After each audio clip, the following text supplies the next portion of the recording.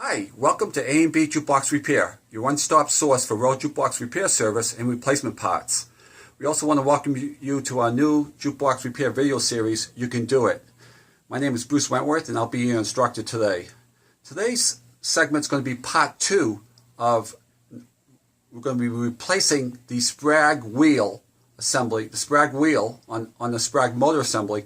Then we're going to reinstall the Spragg motor assembly after we replace the Spragg wheel, and we're going to realign it. And I'm going to show you how to do that step by step. So the first thing now is we've already removed the Spragg motor assembly right here. Okay, and the next step is removing this little C-clip, okay, on the Spragg wheel.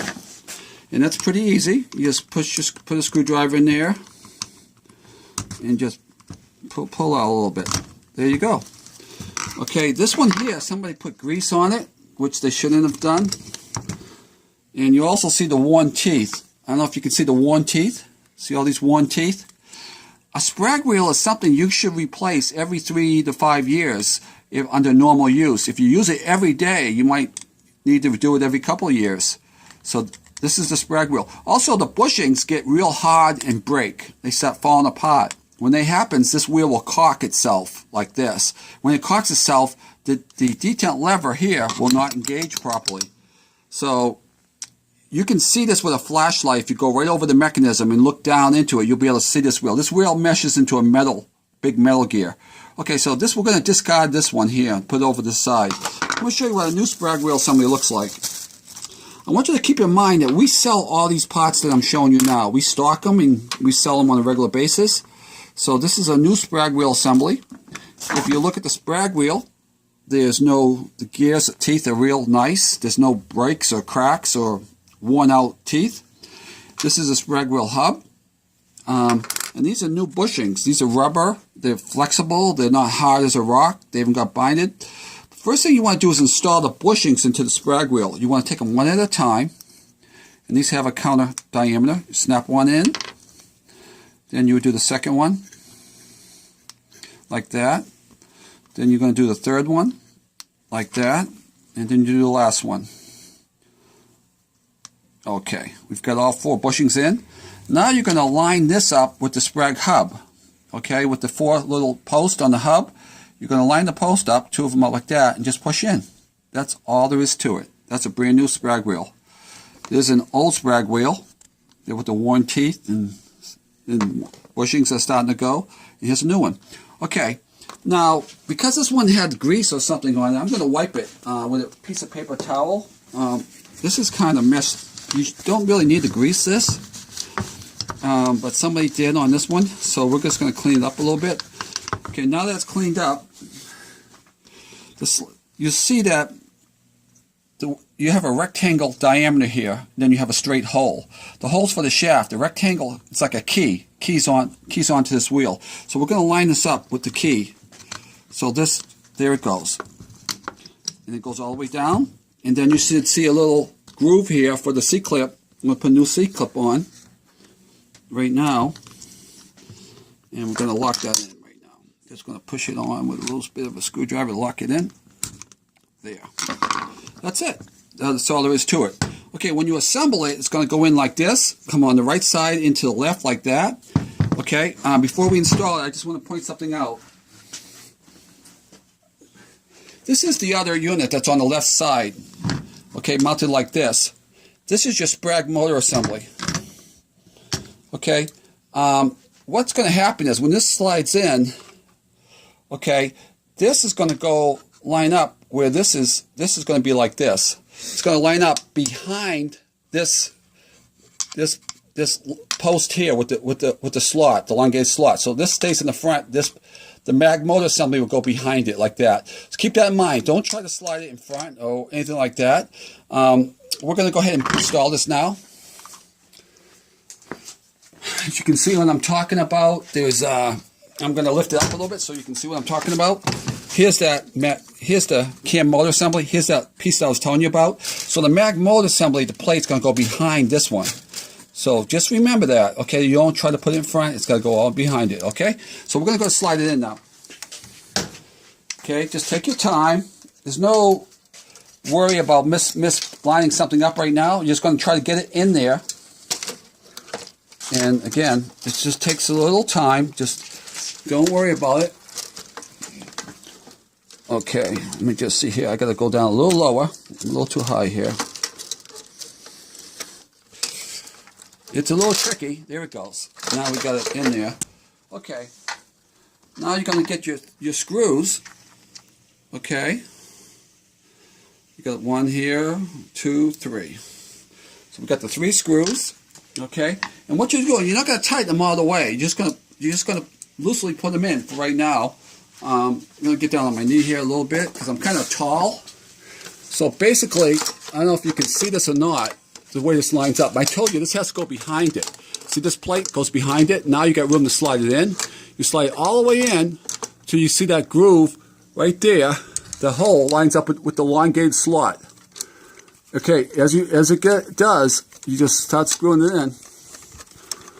Let's see here. Okay, you start screwing it in until you get like 4 or 5 threads and stop. Go to the other corner now. All right, I'm going to leave this one for there. You go to the other corner, bring it up. Now this plate goes in front of the other plate instead of behind it. On the plate, this is the optical switch plate mounting to the right. You're going to go on top of that. So I got to...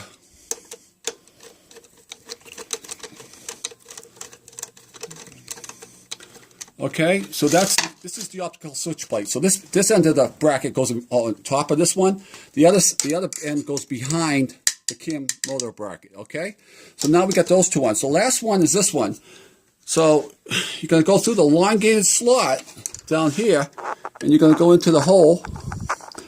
And the best thing to do is to have a magnetic driver if you can. Use a magnetic driver. Okay. Okay, so now I've got them all in, and I don't want to tighten anything, because what I want to do now is I want to adjust it. And how do you adjust it? I'm going to show you how. So you're going to keep them not tight, but leave a couple threads. Back off a couple threads on each one. Okay, couple threads, okay? Now, if you look up here, okay, this is the gripper bow arm. Now this assembly has elongated slots on the Spragg assembly, and you can move it like one position either way. Okay, so basically, let me just see what's going on here.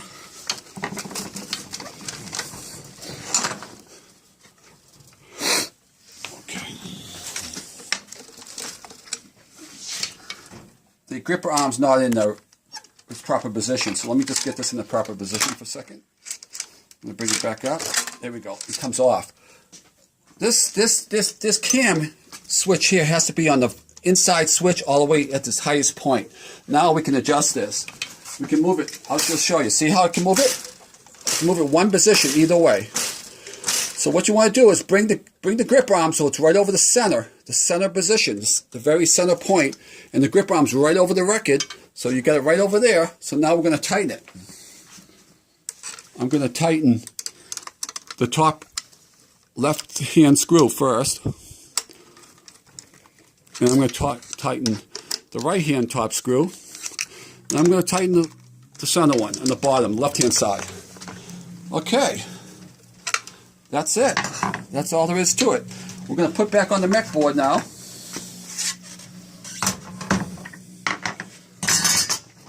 Okay, you remember there was 2 pieces to this bracket assembly. First of all, there's a slot here, right here, and there's a slot in the actual housing of the mechanism. Put that in like that, and you have 2 screws to go in. And they line them up with the holes, and go ahead and put them in. Okay.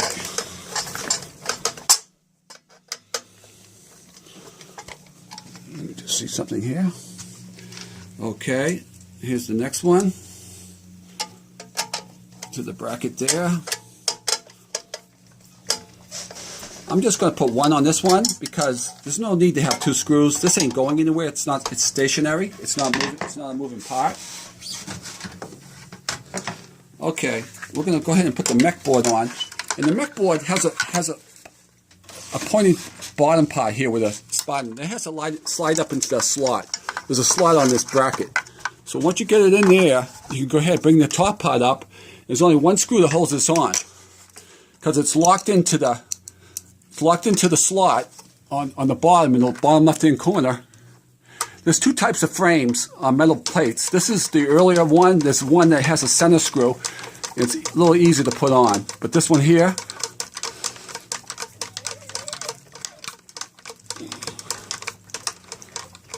that's it.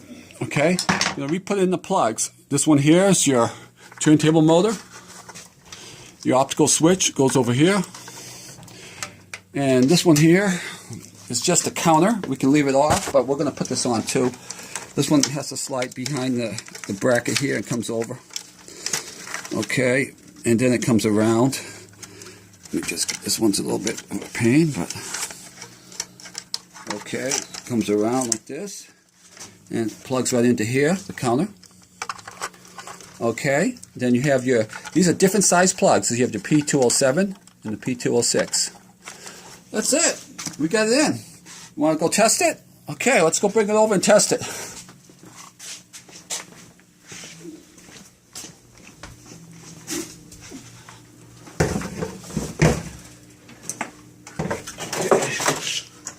All right. We're going to go ahead and plug in the incoming for the voltage here for the mech control board. We're going to plug in the harness for the side. This is all information is on our installing the mechanism and taking out and installing the rowe record mechanism on our YouTube video series. So don't worry about this one here. We're just going to show you that everything's working.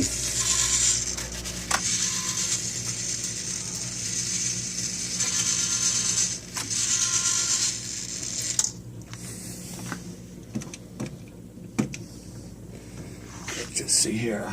Hold on.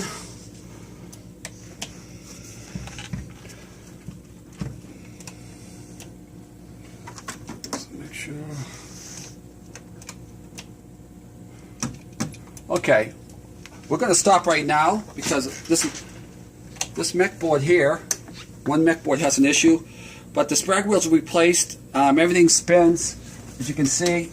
Everything spins fine. We just got an optical switch issue right now, or Spragg motor that I have to go ahead and address. But for now, I want to thank you for being a part of this session, and that's all there is to replacing a Spragg wheel and reinstalling the Spragg motor assembly. If you have any questions, feel free to call us at A&B Jukebox Repair. We'll be happy to help you. My name is Bruce Wentworth. I want to thank you for being a part of this series today, this segment. Goodbye.